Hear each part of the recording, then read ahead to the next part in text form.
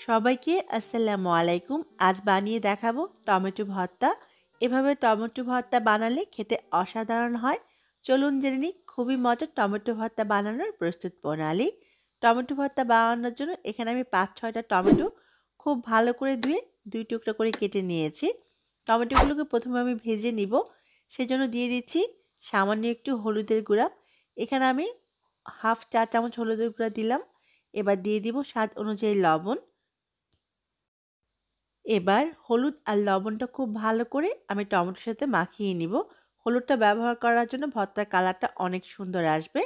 এবার চুলায় একটি প্যানে দিয়ে দিব ১ চা চামচ পরিমাণ সরিষার তেল। চেষ্টা করবেন সরিষার তেলেই ভর্তাটা বানানোর জন্য, এতে ভর্তার টেস্ট বেশি ভালো আসে। তেলটা একটু গরম হলে এখানে আমি টমেটোর টুকরোগুলো দিয়ে দিব। টমেটোর টুকরোগুলো দেওয়া হলে চুলার আঁচটা মাঝারি করে আমি ঢেকে দিব টমেটোটা সেদ্ধ হওয়া পর্যন্ত। ফিরে এলাম টমেটোটা সম্পূর্ণ সেদ্ধ হয়ে যাবার পরে। টমেটোতে এক্সট্রা কোনো পানি দেওয়ার প্রয়োজন নেই টমেটো সেদ্ধ হওয়ার জন্য। টমেটো থেকে যে পানিটা উঠবে এতেই টমেটোটা খুব ভালো করে সেদ্ধ হয়ে যাবে। দেখুন টমেটোটা খুব ভালো করে সেদ্ধ হয়ে গেছে। এবার আমি টমেটোটাকে চুলা থেকে উঠিয়ে নিব। এবার টমেটোগুলোর খোসাটা আমি ফেলে দিব। খুবই গরম থাকে তাই সাবধানে কাজটা করতে হবে। টমেটোটা আপনি ঠান্ডা হলেও খোসাটা ফেলে নিতে পারবেন। যাই হোক খোসাটা ফেলে দেওয়ার পরে এবার টমেটোগুলোকে আমি চটকে নিব।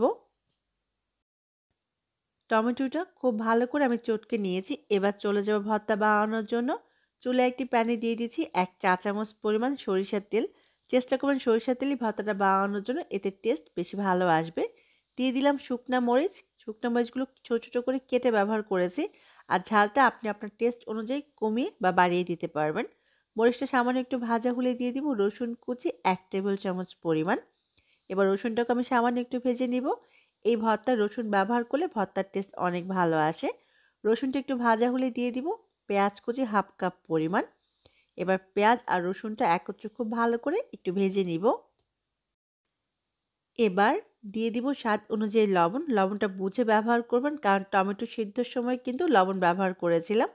দিয়ে দিব সামান্য একটু হলুদের গুঁড়া। এই হলুদের গুঁড়া দেওয়ার জন্য খুব সুন্দর একটা কালার আসবে ভর্তার মাঝে। আপনার যদি মনে হয় এখানে তেলের পরিমাণটা কম হয়ে গেছে তাহলে আরেকটু তেল ব্যবহার করতে পারবেন। সরিষার তেল ব্যবহার করতে পারলে ভালো, তবে রেগুলার খাবার তেল দিয়েও এই ভর্তাটা বানানো যাবে। এই পর্যায়ে পেস্ট করে রাখা টমেটোগুলো আমি এর মাঝে দিয়ে দিব। এবার চলে আসছে মাঝারি করে টমেটোগুলোকে আমি ভেজে নিব। টমেটোর গায়ে যে পানিটা আছে এটা শুকিয়ে যাওয়া পর্যন্তই টমেটোটাকে ভেজে নিতে হবে। আজকে টমেটো ভর্তায় আমি এই ধনেপাতাগুলো ব্যবহার করব। এই ধনেপাতাকে বিলাতি ধনেপাতাও বলে। আপনি চাইলে এখানে নরমাল ধনেপাতাও ব্যবহার করতে পারবেন। টমেটোর ভর্তাটা আমার প্রায় রেডি হয়ে গেছে। দেখুন টমেটোর গায়ে যে পানিটা ছিল সেটা কিন্তু শুকিয়ে গেছে। এই পর্যায়ে আমি ধনেপাতা কুচি ব্যবহার করব। আমি আজকে বিলাতি ধনেপাতাগুলো খুব ভালো করে ধুয়ে ছোট, ছোট টুকরো করে কেটে এর মাঝে দিয়ে দিলাম। আবারও বলছি এই ধনেপাতার পরিবর্তে আপনি নরমাল যে ধনেপাতা আছে সেটাও ব্যবহার করতে পারবেন। আমি মিনিট খানেকের মতো আবার একটু ভেজে নিব ভর্তাটাকে। ভর্তাটা আমার রেডি হয়ে গেছে। এবার আমি উঠিয়ে নিব।